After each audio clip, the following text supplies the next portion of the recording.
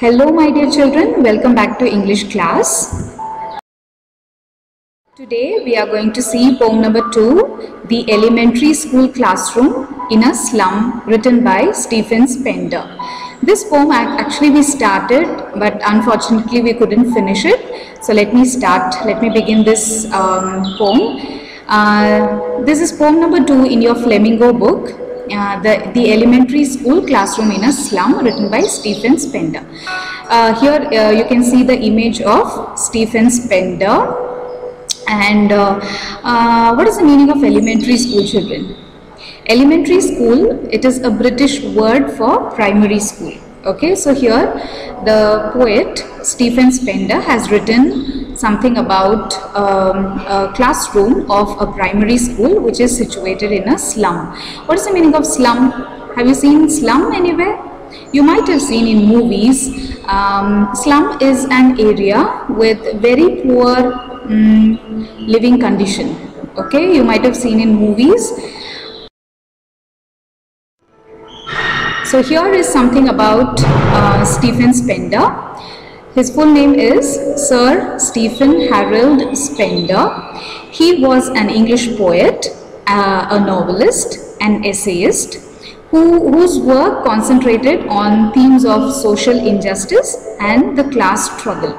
So maybe you can also call him social reformer. Okay, so his writing mostly concentrated on what kind of themes? Social injustice and class struggle. Class struggle means what? You know what is struggle? Class means a group of people, a community of people. Okay, so their struggles, their hardships. So that was the main theme of Spender's writings. Okay, let's see about his birth. Spender was born on February 28, 1909 in London. Okay, he was an English, all right, he was a British, and he died on 16th July 1995 at St. John's Wood in London. Okay, that too in England. Alma mater, what's the meaning of this word alma mater? You can also say it alma mater. Okay, so alma mater means the school or a college where you studied earlier. Okay, former education, former college or university is called alma mater. So he studied in Oxford University, which is in England. Yes, children, these are some notable works of Spender. So he also wrote dramas. Here are two dramas, so Trial of a Judge and the Oedipus Trilogy, and novels, The Burning Cactus, Engaged in Writing, and The Temple. The Temple was a very famous novel, one of the most famous novels of Spender. And he also did criticism, and he also wrote travel books and essays. Here are some: The Destructive Elements and Life and the Poet. He also wrote memoir, children. Memoir. How to pronounce the word? Memoir. It's not memoir. Okay, it is not memoir. It is memoir. So what is memoir? It is a historical account or a biography of a learned subject. So if I know about a person very well, and if I write about his historical events, about his about his life, so that piece of art will be called a memoir. So he also wrote one memoir, and he named it World Within World, which was very famous. Okay, and not only that, children, he was also awarded with the Golden Pen Award in 1995. Okay, let me brief you about the poem, children. Already you know about the poem, but let me just brief about that. This poem was written in the year 1964, and the poem resonates the poet's political views and brings forth the difficulties faced by the kids in slum. This poem was written to highlight the social injustice prevailing at that time in the world. So Here you can see the picture of small slum children carrying some books and notebooks in their hands. So don't you feel that these children also have equal rights to go to school, to get educated, to gain knowledge, so as you do? Yes. So we should never ignore them, we should never neglect it, okay? We should not neglect them. So they should also get equal opportunities, but usually they don't. They are always, you know, they are pushed in child labor. Children, before we start the poem, let me tell you that this image, this poem is about the children, the small children, those who are, you know, school going children, and they are actually sitting in the classroom. Where is the classroom? It is a classroom of a small elementary school, a small primary school. And where is the school situated? It is in a slum. Okay, you should not forget that, children. So there is a small school, primary school in a slum, and a classroom has been described here. Not only the classroom but also a few children, those who are sitting inside the classroom. So where do you think these children came from? Are they from slum? Of course, obviously they are the slum children, okay? So you can imagine how they look, what kind of clothes they wear, how the hair is combed, okay, and everything, what kind of language they speak, and you know, what kind of face and what kind of living condition they have. So all these things you can imagine. So there is a classroom of a primary school, and in that classroom some children are sitting, and Spender, he is describing the children one by one. So let's see what the poet says. He says, far, far from gusty waves, these children's faces. Which children? The slum children who are sitting in that classroom of a primary school. So how are they looking? They look very, very weak. See the first line, far, far from gusty waves. You know what is waves, and how are the waves? They are very gusty. Gusty means full of energy and forceful. Okay, so these children, the slum children, those who are sitting in the classroom, they look very far from being energetic. Okay, they are not at all energetic. They look very, very weak. They are not like the gusty waves. Okay, gusty waves means here you can also compare with the children who come from well-off families, the children those who come from rich and wealthy families. Okay, so these children, the slum children, those who are sitting in the classroom of a primary school, they look very weak. Okay, they are not as energetic and exuberant as the children of rich and wealthy families. All right, like rootless weeds, the hair torn round. Like rootless weeds. Okay, weeds means, you all know, weeds means what? Unwanted plants. So the poet says that these children, the slum children who are sitting in the classroom of a primary school inside the slum, they are useless. They are unwanted by the society. Okay, nobody wants these kind of poor children, the slum children. So they are ignored. They are unwanted in the society. So they are rootless weeds, and the hair torn round. Torn round means it is untidy, and the hair is falling all over the face. Okay, pallor means very dull face. Here you can see a picture of a girl. You can see her face. The face looks very pale. The face looks very dull. So you can say pallor. Okay, it is a pallor. Okay, the face is very dull, and you can see the hair also, it is torn round, means coming from everywhere to everywhere. It is quite untidy. It is not properly combed. Okay, it is not neatly combed. So it is untidy and it is falling on her face. You can see the tall girl. So here the poet mentions the first student in the class. Which classroom? The classroom of a primary school. And where it is situated? It It is situated in a slum, and all the children in the classroom, they belong to the same slum. Okay, remember that, children. So here the poet describes the first student. Who is the student? The student is a tall girl. And how is her face? Her face is very, very dull. Okay, it is very pale and it is pallor. Okay, and how is the hair? The hair is very untidy. Alright, the girl's hair is quite untidy. It is torn round. And how is the girl? How is the girl's position? With her weighed down head. So weighed down means what? If something is very heavy, if you carry a heavy bag, just imagine the bag weighs down. Yes or no? It pulls the hand down, it pulls you down because of the weight. But here the girl's head is weighing down. Do you think the girl has a very big heavy head? No, not at all. But still the poet says that the girl's head is weighed down. Why? Because she is carrying the burden of her poverty.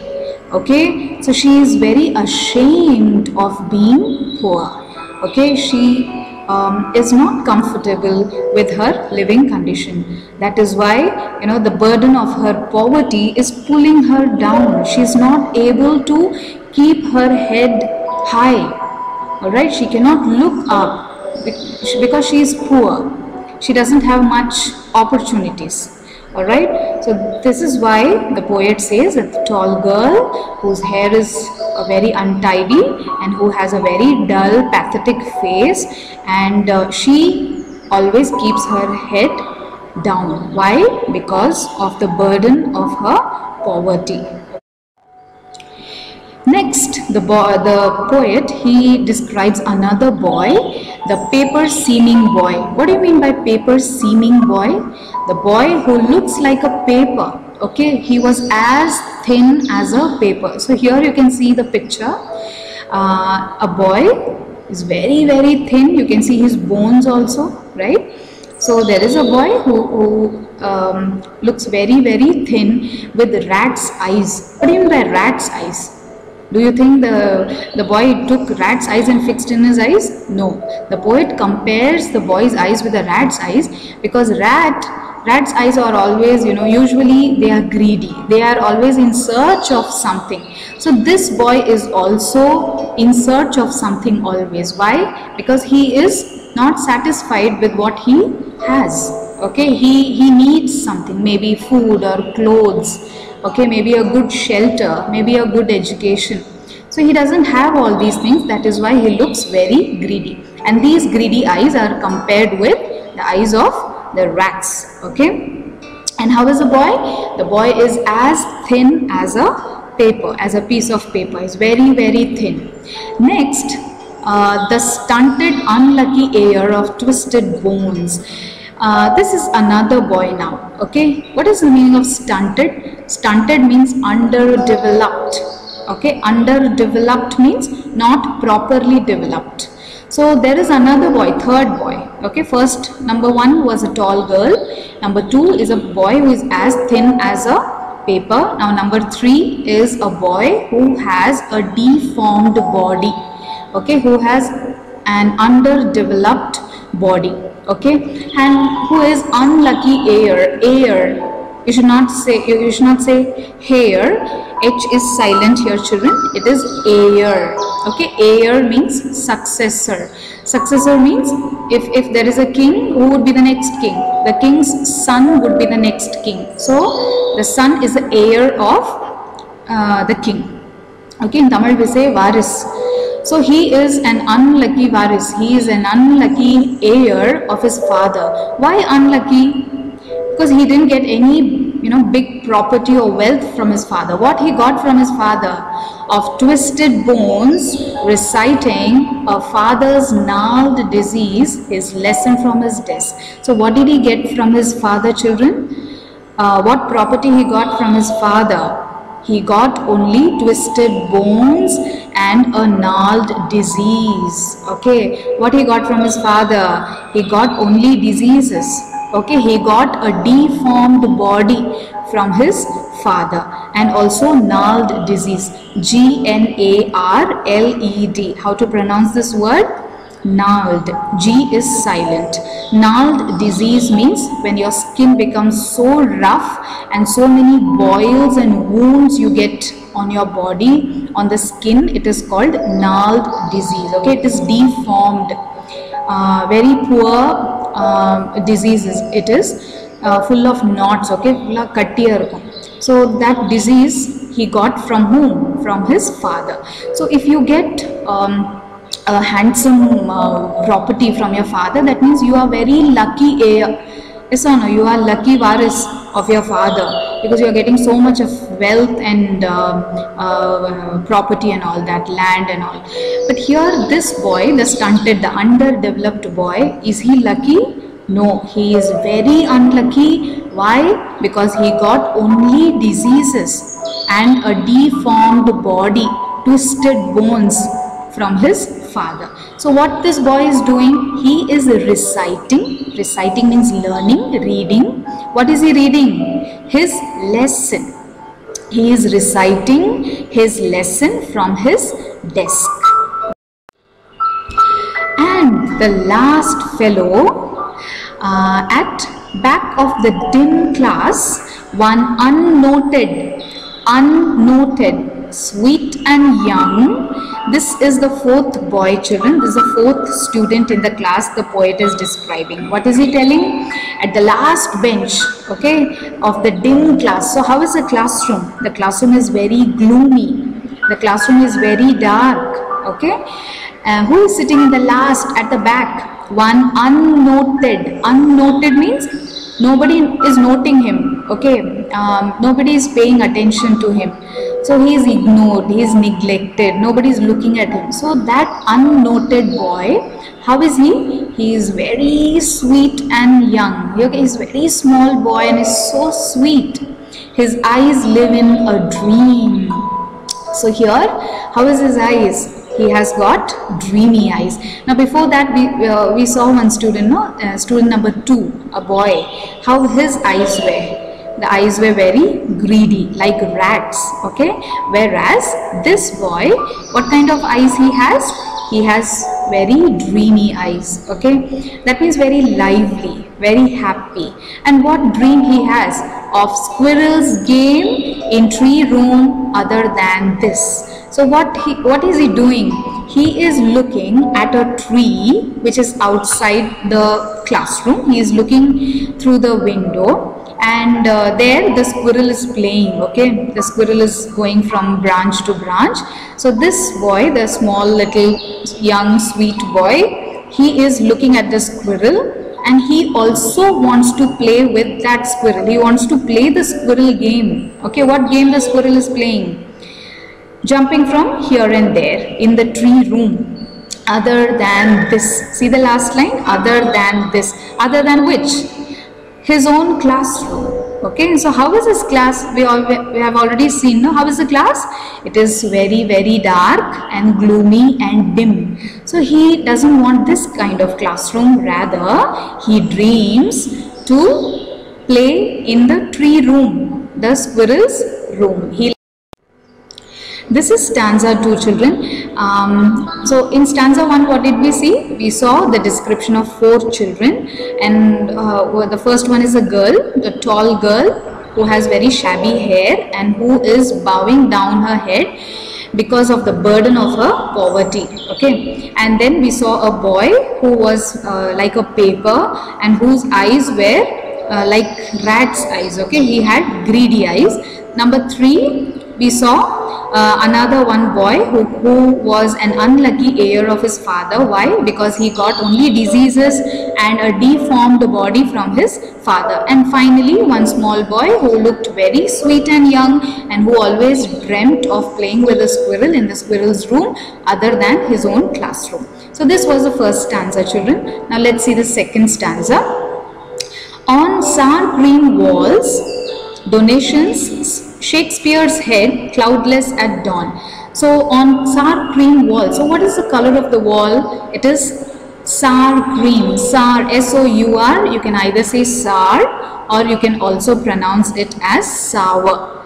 Sour or sour. Sour means something which is stale, something which is spoiled, kettu ponadu. Okay, so if cream gets stale, if cream kettu poiduchuna adu enna color vandu konja change aidum. All right, so it becomes a little bit yellowish in color. So what is the color of the wall? It is dirty yellow color. Okay, so here you can see in the picture, it has just been downloaded from the internet. Here you can see the color of the wall, how it is. It is very dirty, yes or no, pale yellow color. So the classroom has walls. The walls are very dirty, very pale yellow in color. They are old and dirty, and they have not been painted for so long.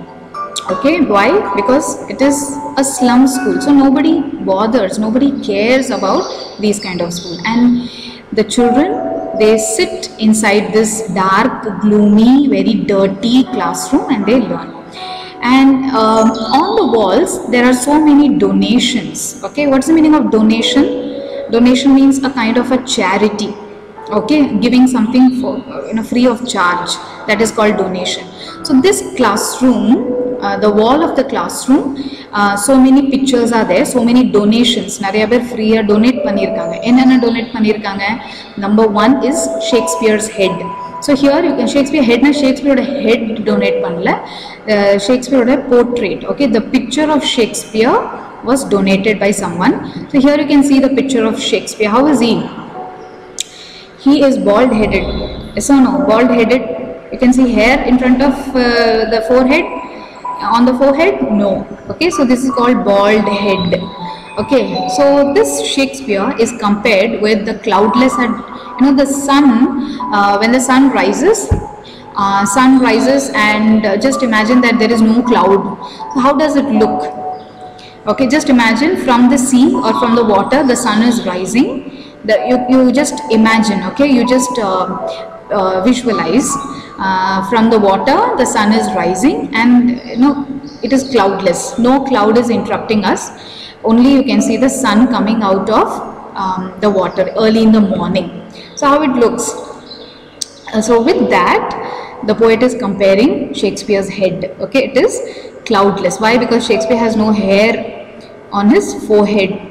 Okay, so he is bald headed. So on the bald head edu kuda compare pandra poet with the rising sun at the dawn. Dawn means early morning.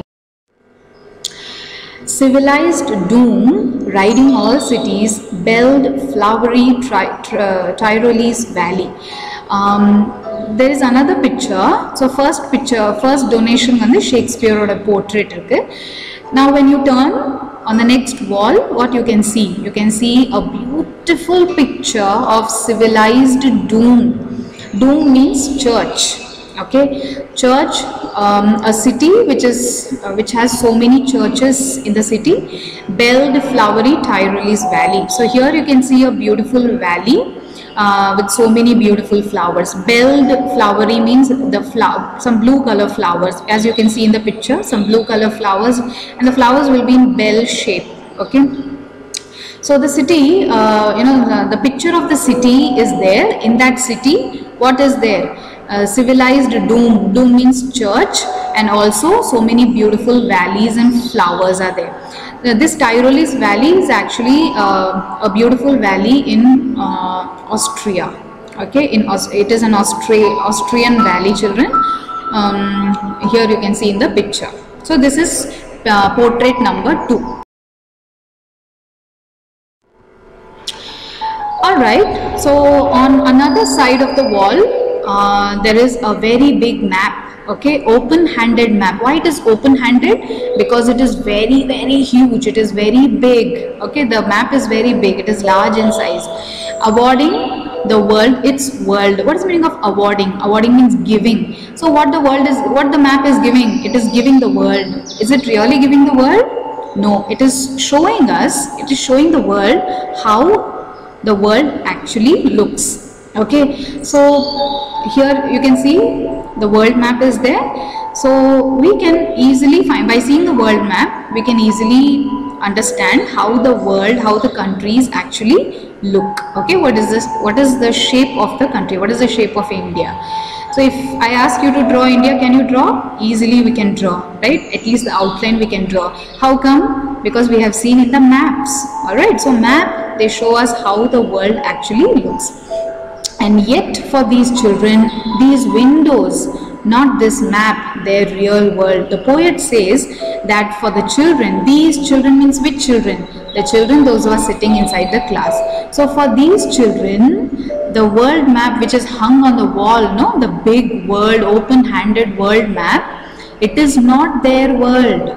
Okay, and the world map வந்து இந்த குழந்தைங்களுக்கு world கிடையாது, the poet says. So which is their real world?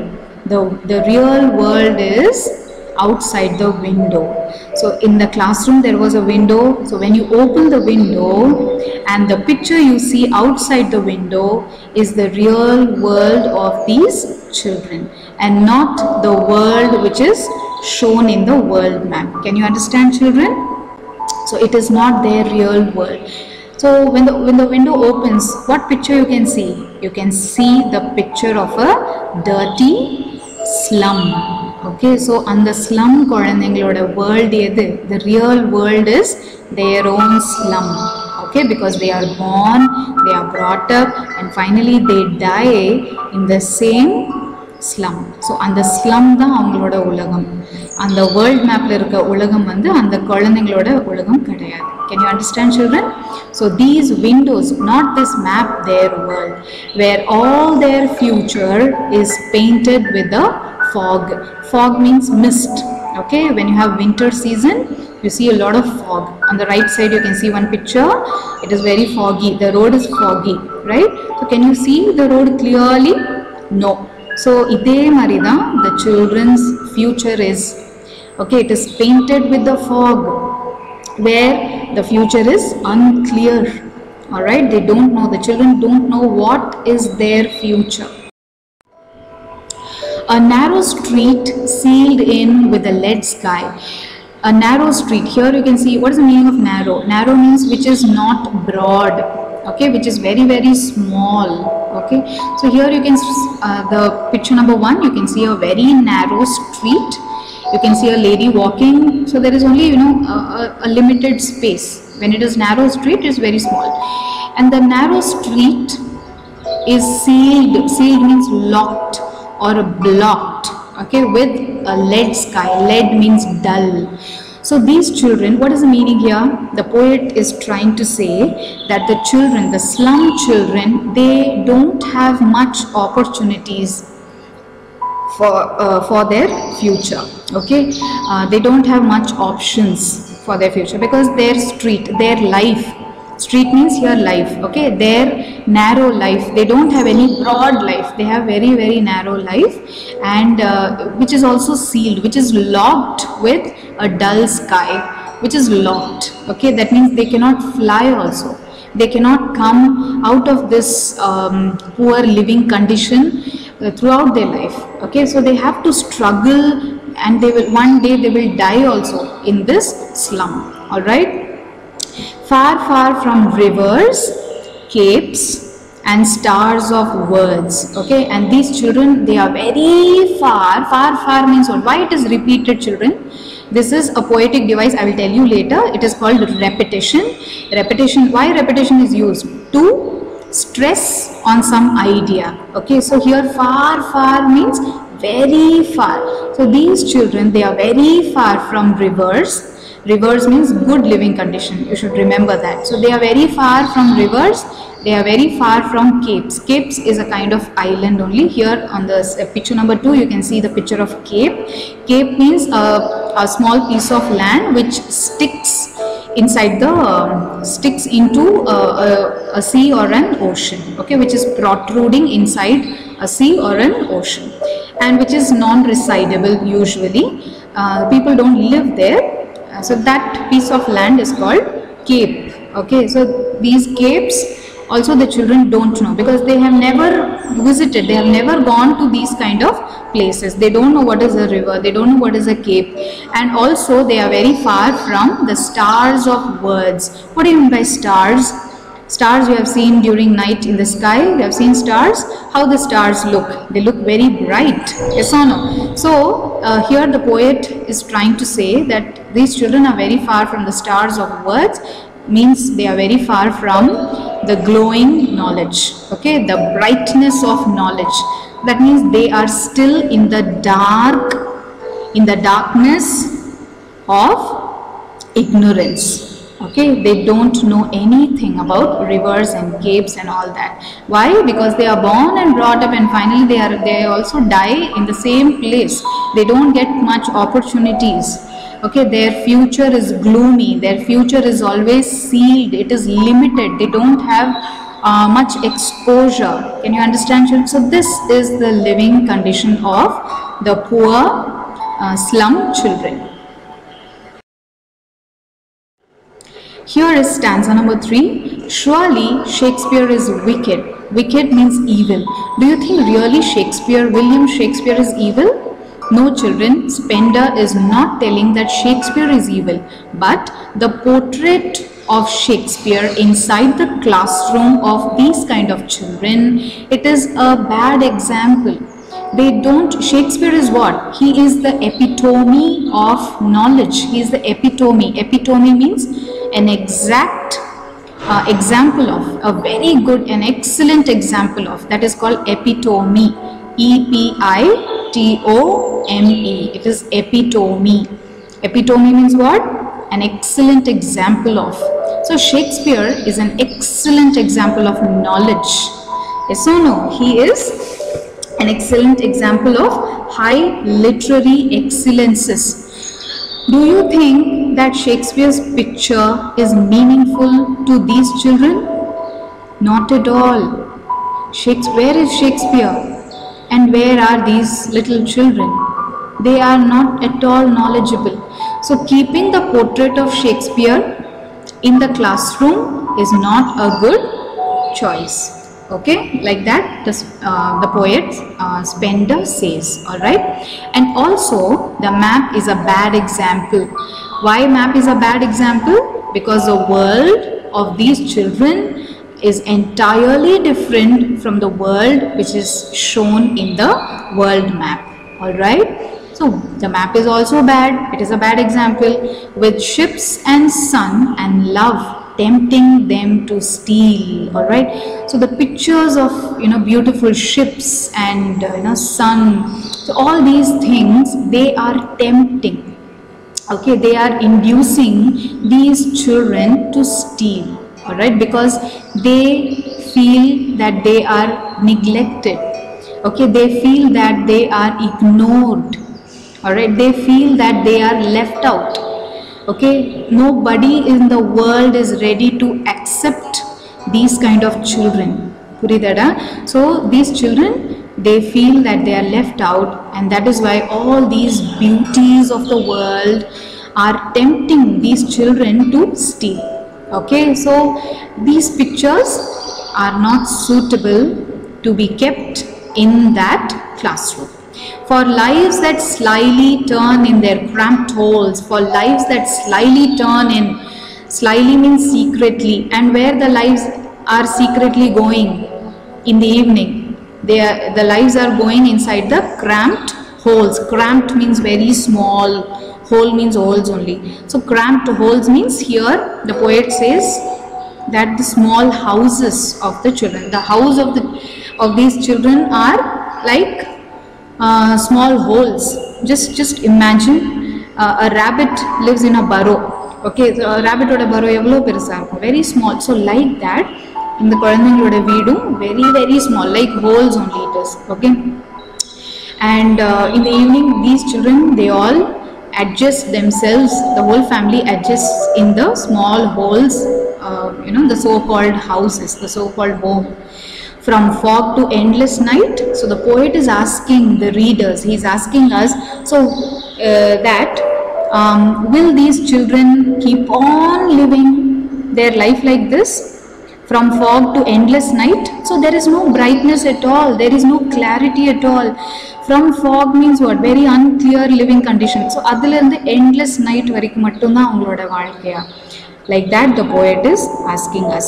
Okay, on their slag heap means very very untidy place, untidy adukadukka vechite irupanga par things alla.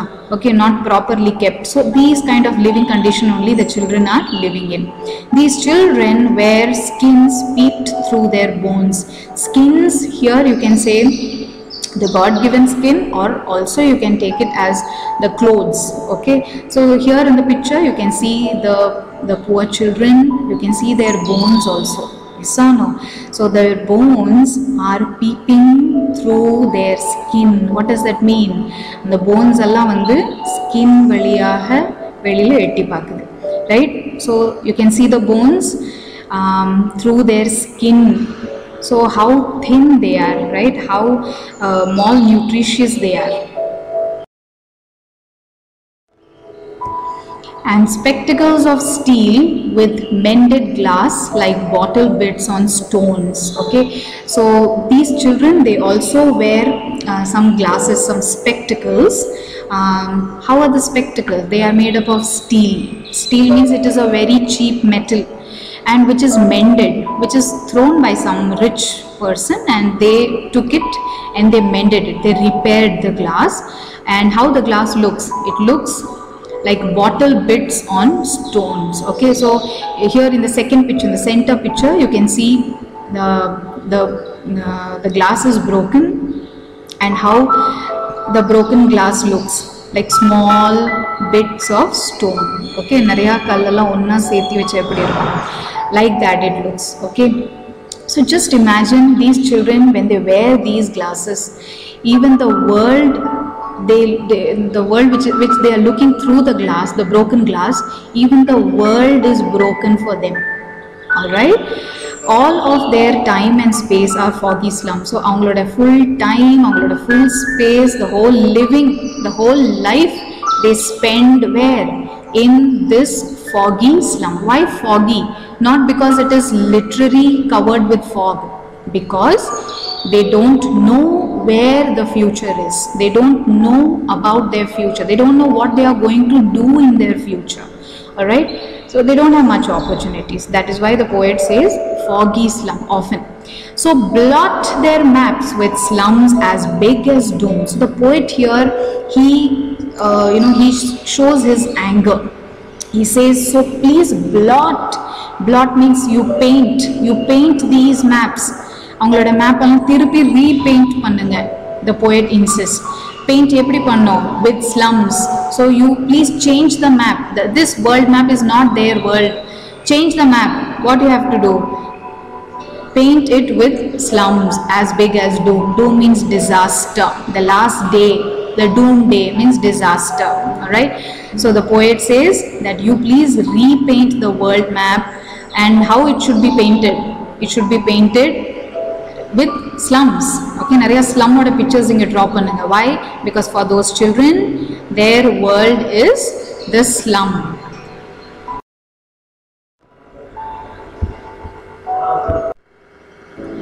Unless governor, inspector, visitor, this map becomes their window, and these windows that shut upon their lives like catacombs break, oh break, open till they break the town and show the children to green fields and make their world. So here in the last stanza, the poet, he insists, he requests the bureaucrats, the governor, the inspector and the visitor. Visitor means common people like us. Okay, so he is requesting all of us to help these children. Okay, that the map, the world map should become true. The poet says that the government should take notice of the problem being faced by these kids. And he also urges them to change the life of these kids and make the world map a reality for them. Okay, there is a need to break the restriction which are put on them due to poverty and lack of resources. All right, children. and he wants the governor and the public to help these kids in achieving their dreams, as this will take them away from fog to azure sky. And he is insisting to break all these, okay, and to ask them to come out of their catacombs. Catacombs means the tomb. Here in the first picture you can see the picture of catacombs. Actually nowadays there is no catacomb, but in earlier days, in 17th century, the tombs were made like this, okay, kallarai in English. In Tamil we say kallarai. So here you can see the picture of catacombs, okay. In some parts of Rome, these catacombs were built in 17th century, but not now. And he is requesting the government to bring those children out of their catacombs, out of their poor living condition, and he is asking to break all these restrictions. He says, see, break, oh break open till they break the town. So till they come to the brightness, till they come to the town, till they reach the knowledge, we have to break all these restrictions. All right, children. So he wants these kids to experience the green fields and to accept the green fields as their own world. Run azure. Azure means blue sky. So from the dull lead sky, the poet wants these children to run towards the clear blue sky, which will allow them to fly. All right, on the gold sands. Gold sands means the islands, the beautiful beaches. Okay, so the poet wants these children to come out of that poor living condition. The poet wants those children to come and reach the knowledge. Let them know what a blue sky is. Let them know what an island is. Let them know what green lands are, what beaches are. All right. So the poet is struggling, and he is also willing, the children to experience the sands and the beauty of nature, as this will lead, to a desire of gaining knowledge. All right. The white and green leaves, and let their tongues run naked into books. Okay, run naked means run fluently. So these children should also get the chance to the opportunity to read from the books, okay, to read fluently. So that much knowledge, that much good education they should get. Okay, and here the white and green leaves open. That means white means the books here, the pages of the books, that means the knowledge, and green leaves means the nature, the good healthy environment. All right. So white and green leaves open means we have to open the doors and the windows of knowledge and a beautiful a good nature environment, a clean environment we should provide these children. Okay, children. And finally the poet says, history theirs whose language is the sun. So sun means here knowledge. So history, the one who is very knowledgeable, only he can create history. So the equal opportunity should be given even to the slum children, he says. Okay. So let's see the poetic devices. I hope you understood the poem. So here, the far, far from the gusty waves. So far, far, it is repeated. So it is repetition. And F, F, F. You can see the words. The first letter is a consonant. Okay, it's a consonant sound. So it is alliteration. Gusty waves, I already told you, gusty waves means the energetic children, the exuberant children who come from rich and wealthy family. So here it is metaphor. Okay, the children who are very energetic, they are compared with the waves which are very energetic. So it is metaphor. And like rootless weeds. Okay, so the hair of the children, they are compared with unwanted weeds. They are unwanted. The children of the slum, they are unwanted, and they are compared with the weeds who are also unwanted. So here it is simile. It is also a comparison. Since the word L-I-K-E is used, it is a simile. If L-I-K-E had not been used, then it would be metaphor. Okay. Next is the paper seeming boy. It is also a metaphor, children, because the boy's body is compared with paper. It is as thin as paper. Finally, rat's eyes. It is also a metaphor. Why? Because the boy's eyes are compared with the eyes of the rats, which are very. Next is reciting a father's gnarled disease, his lesson. So here you can see reciting his lesson, but here reciting his lesson is divided with a small phrase, a father's gnarled disease. So this kind of poetic device is called enjambment, children. It is continued in the next line. It is continued in the next line. All right.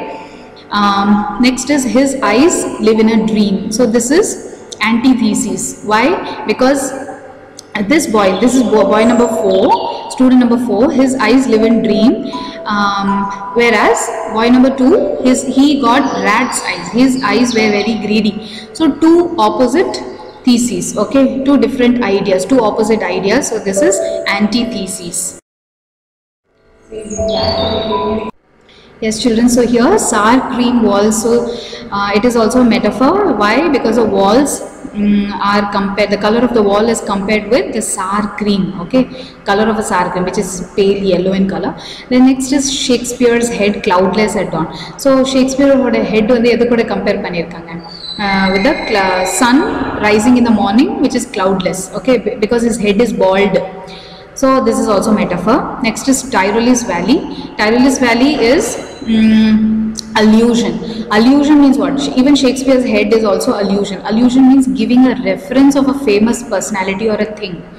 Giving a reference of a famous personality or a thing. So Shakespeare is a famous personality. Adi in the poem poet. So this is also allusion. Tyrole's Valley, it is a beautiful place. It is a famous place. Adu in the poem use panirkar. So this is also allusion.